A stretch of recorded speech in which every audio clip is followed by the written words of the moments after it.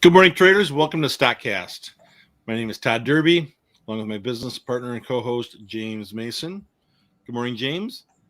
How about that SPY drop? Man, it's about freaking time.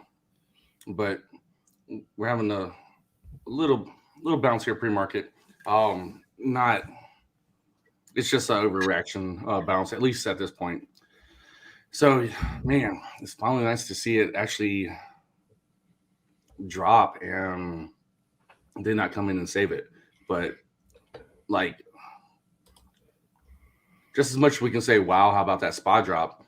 How about that SPY bullish bounce yesterday? That man, it completely just ticked me off. If anyone's ever wondered what market manipulation is or what it looks like, yesterday from 9:30 to about 1 o'clock in the afternoon was pure market manipulation. Yeah, we literally just reported the worst inflation since 1982, and they wanted to just really it was both a bull and bear trap. Um, they wanted to shake out the bears after that drop, and then have them chasing. I get the point. I literally I told Todd when SPY like bounced and ran up like 6 7 points. I told Todd, I said, I swear to God, if this keeps running, I'm quitting. I was dead ass serious. I was like, I'm just done trading because you can't trade through this manipulation. Like for them to release numbers about inflation and then it makes a bullish spike of 6 7 points. I was just frustrated, man. So really, it trapped people who were going short or had puts. They may have bailed early, lost, and then people who got into the bull trap, like, well, I better go long. They didn't grind it down. They pulled the numbers and flipped you upside down, and you go, what the hell just happened? So they trapped those people. The only ones that really made money yesterday, if you took a quick scalp on the bull run, or if you held patient on your bear movement. And the bear movement was painful. I mean, I even tweeted out to TTBB. Yep. I was just like, I started scaling in around what was it 454? Yeah, because I was expecting we were talking on the phone, Todd, and I was expecting it to get rejected around 454, and it started to, and then it just decided to run up another almost 3 points or so, and then I just tweeted out to the TTBB members. I was like, this is the last time I'm scaling in, and it was, and that was my point of just giving up, and I was like, do or die. I'm done. If this keeps running after those numbers, I am freaking done because this is just one big ass casino and technical analysis is not even helping at this point. Um, but yeah, like even the one product that we're making for StockCast, where we're following some well accounts. I was watching their trades and shit, they were confused. They got to the point where they was just like, you know what? Like they had some okay profits that they covered on pre-market or right before the bell, but they held open a decent amount of their short position. They just got to the point where they just started just like getting out of their trades and just kind of waited to see what would happen. And then they waited for the drop, and that's when they started jumping back in, which made the drop a lot more. So yeah, like when I saw them just even being confused, I knew that really no one knows what the hell this market's going to do. Tony says here we need James to run for political office. That way the eye can see even more. Let me explain you something. Facebook jail is not a bad thing. Real jail is a much different environment. Exactly. Right. I used to have political ambitions, like hardcore political ambitions, Todd. But man, over the last like 4 or 5 years, I don't care about politics anymore. I don't think that I could. I'd be that person who'd win like a major election, and 2 years into it, I'd be like,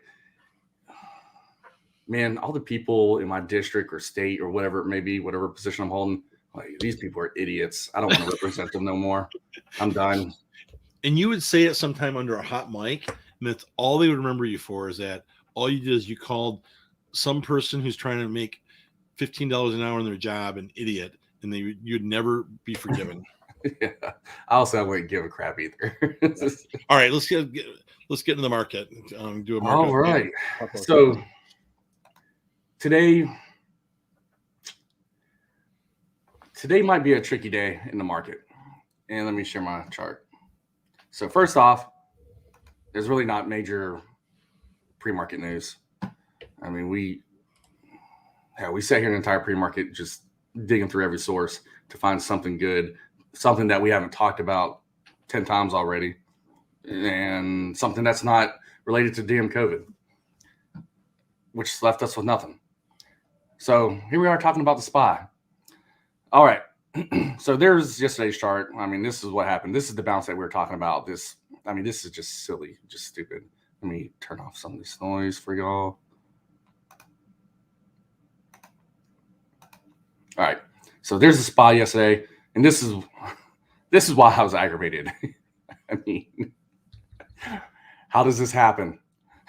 But I held on to it, and eventually did what I wanted it to do, which it should have really. I was expecting to come up right here, get rejected, and then chop out all this crap right here, and then continue on right here, and that's what I was looking for. But no, we could not just have an easy damn day. We had to do all this.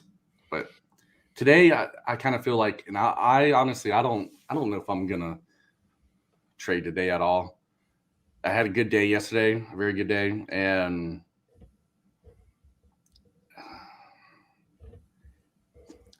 you know what? I don't want to screw up my weekend. I feel like today might be hard to trade in terms of day trading, but I feel like the last part of the day will be what significantly matters. Now, going into the weekend, that's where it's going to get to where we're just rolling dice, in my opinion. I mean, we have many macro events that are on the horizon. I fully believe that Russia will eventually invade Ukraine.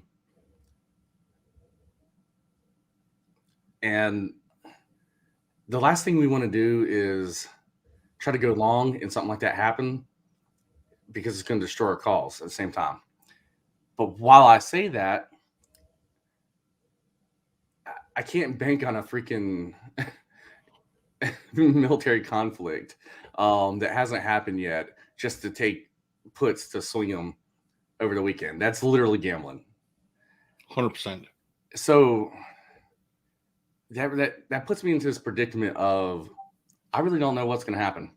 And either we're going to have a strong macro event or we're not. And let me get to the daily chart right here. Turn off all these lines. All right. So we see this decent rejection right here. This is yesterday's candle, and we're still pretty much in the same range for where we closed out yesterday. Now, overall, the chart is showing that this is going to roll over. But what if Jerome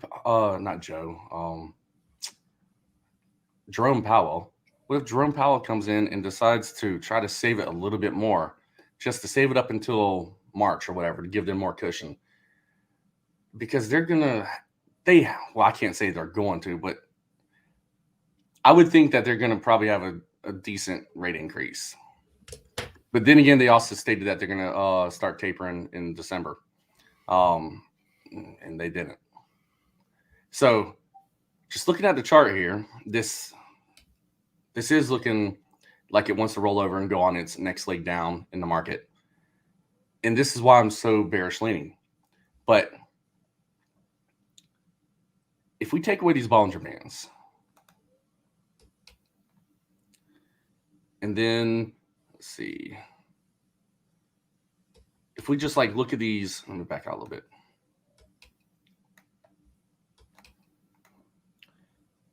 All right, so I'm just going to draw normal trend lines right here for y'all.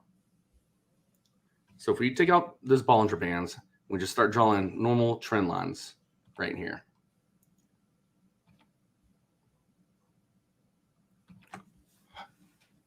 This is where we're at. This is a decent support right around this 446 range. And I mean, we're obviously above that right now. We're 3 points above it. So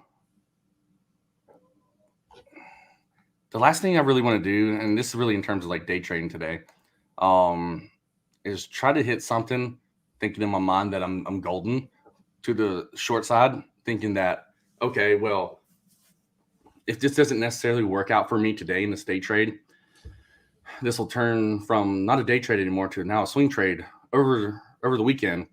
But let's just say that they decide to release some good news or something, the government or whatever, of, oh, guess what?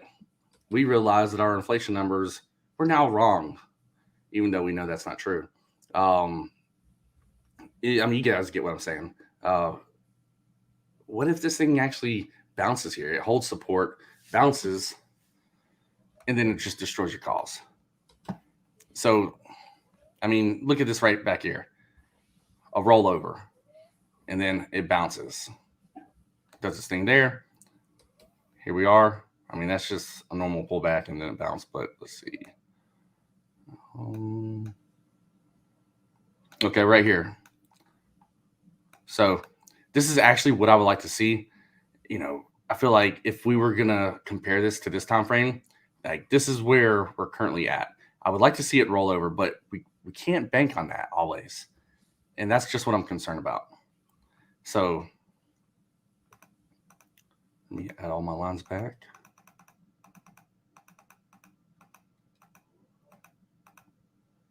All right. So this is where we need to kind of come in here and make honestly, a educated, non-greedful decision. And I think that kind of just leaves me, at least in terms, I mean, you guys can do whatever you're going to do. But for me, I think that leaves me in terms of I'm probably not even going to trade today, and I probably won't even swing anything throughout the weekend. I'll just wait until Monday to see what happens, because while I am very bearish biased, right before the pandemic happened, or it might have been right when the pandemic was happening, whatever, I had 100 calls in Chevron. Chevron started pushing back up. Everything was looking good. I went into the end of Friday with 80% gains for all those contracts. Monday morning, so Saturday or sometime after hours, whatever, between Friday night and Saturday, Saudi Arabia and OPEC announced something, and come Monday, those contracts were worthless, $0. There was an oil line or something at a refinery blew up or something, and I can't remember. No, it had to do with their production rates. Or OPEC said they basically had a big FU standoff where they said we're not going to participate in that, and everything went the direct opposite. I remember that. Yes, exactly. And so that's what I'm trying to avoid right here.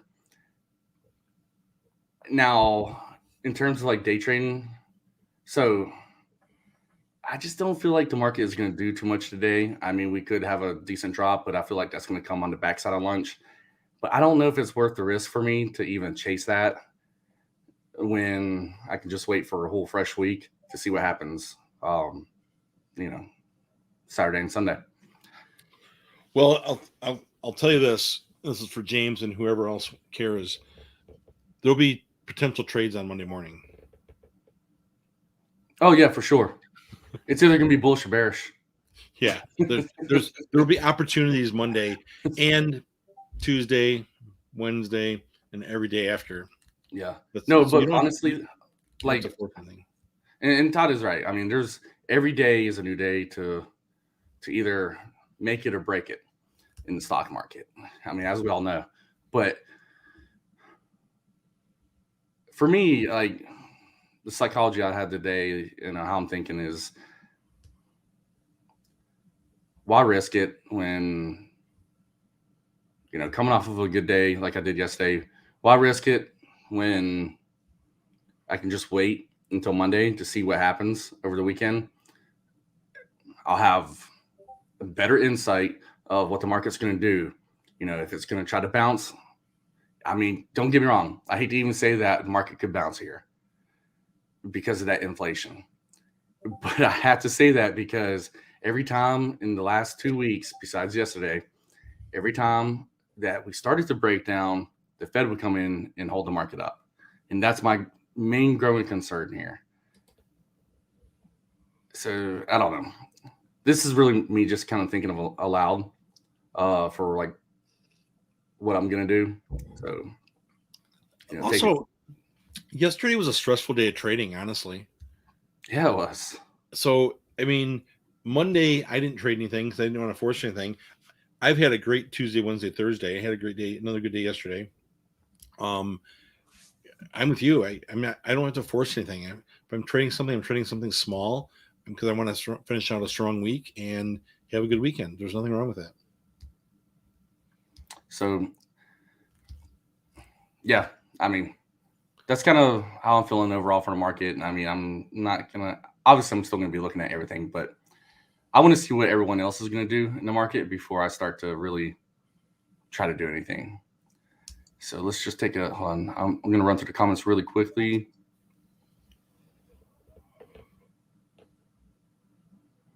So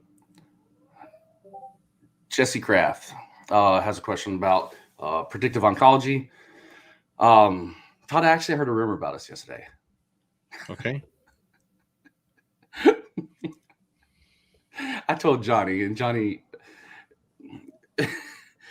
had the same reaction about it as when I heard the rumor myself, and that is Todd and James conned us into predictive oncology, and they dumped all their shares, and that's why this crash is going on. I was like, what? And then there was like, because James hasn't said nothing about predictive oncology in a while, and he needs to show his P&Ls, I guess, or like his positions. Well, anybody who's like watched the show knows that, man, I announced like 2 months ago I was going to just stop talking about predictive oncology because, one, I'm tired of talking about it. That's all everybody wanted to talk about was predictive oncology, and we couldn't have the predictive oncology show every damn day. Right. We literally talk about predictive oncology, and people jump into the live stream asking about predictive oncology after we've been talking about it for 15 minutes. It was just getting out of control. 2, there's reasons I stated, and I'm not going to get into it again. I mean, the information I was putting out, people were abusing it, and, well, there's no point in putting out information when people are going to use it for their own, their own little agendas. But I'm actually more long than I was originally. It's just sitting there. I mean, there's nothing really else I can say about it. I mean, it's just a waiting game. And trust me, it's painful. But one of the reasons why I haven't showed my position on that in months, and this is actually like, I started this months before I even stopped talking about predictive, and it kind of goes back to the old mentorship days. And Todd knows what I mean when I say this. People were taking, and this is before I was even all in. People were taking my position size as a level of confidence. When they would see 40,000 shares or 80,000 shares. When I was, I think I stopped showing it around like 80,000 shares. They were taking it as a level of confidence of, oh man, he's probably all in. That's a lot of money. And they were going all in then. And really that was just, a small percentage of my account. And Todd, you remember that back in the mentorship days when I'll take 1,000 shares and like everybody, just like in life, everybody's like where everybody is currently at. We're all at a different chapter in life, and trading is the same way. We're all at a different chapter. The truth be told is that if you're taking 500 shares on your trades, and then you take 5,000 shares, that would show a level of, this is a better setup. And then people they wouldn't adjust 10 times to their position. They would go to the all in button and they would go all in. And sometimes those positions wouldn't perform the way they did, and you would cut them for a loss. And you have to go from there. And that was the biggest part that people didn't understand. That they didn't. Probably the biggest thing in trading. I'm talking to a young guy I met here recently and is asking about trading, and I said something to him that kind of resonates. Probably the most important thing we all have to learn is risk management and capital protection. Because if you don't have capital to trade with, you're out of the game. It's honestly like a supply of having a blood. Like if you run out of that supply or your own blood, you die. And that's how money is. If you run out of money, you die. You're frozen until something happens. But yeah, like I thought that was a given. I mean, because I've always stated that, Yeah, we're about 5 minutes from the start of the market, but I'll tell you this: I haven't sold a single share of POAI. I'm still sitting on my shares. I'm not in a position financially unless I start to move some money around, and I'm heavy in it, so I'm not gonna do that. I field a phone call once a week, twice a week from a family or friend member that says, "Hey, are you still in POAI?" And it's painful to see it trading at 78 cents, no doubt. I'm still hoping, and I say hoping because I'm frustrated by it, that they deliver a catalyst this first half of the year. Oh yeah. Just to clarify, we know you're not whining. It just gave me a good opportunity to talk about that rumor. And that rumor was not from Jesse, if everybody's thinking. Definitely not. Jesse had a good solid question, but I do still feel positive about it. The PPS is complete horseshit. I won't lie about that. And it's brutally painful. I mean, that's just where I stand right now on it. But yeah. So Todd, that's all I have for today. Do you have anything else? No, have a good day. Be safe with your money. Be smart and enjoy your weekend. We'll see you Monday. And the next one.